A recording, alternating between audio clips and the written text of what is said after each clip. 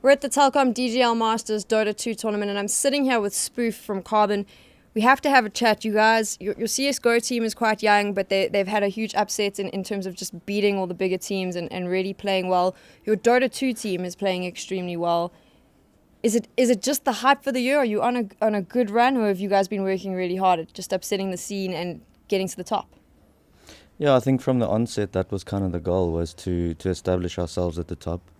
We're very focused on recruiting the right kind of players, players that have in some cases experience, or youngsters that have a lot of talent. And between the Dota and the CS squad, it's quite a difference. The Dota team is very experienced. There's a lot of guys that have been playing for many years. Anthony is a good example.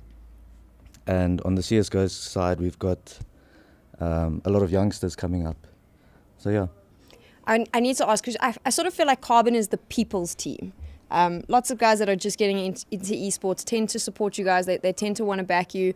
Have you seen a growth in the fan base since Telkom's got involved with the Masters, with these bigger tournaments happening? Yeah, definitely. I think it's definitely helped our brand.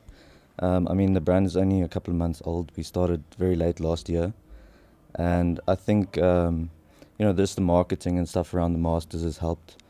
So yeah.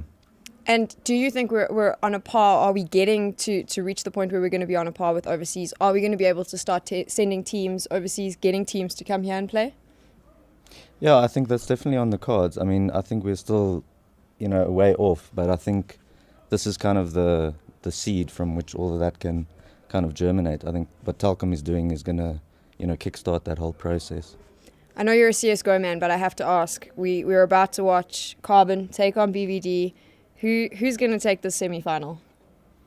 I think it's going to be a very close game. I think our Dota team is quite underestimated at the moment. I think a lot of our results don't really necessarily show the amount of skill that's in the team.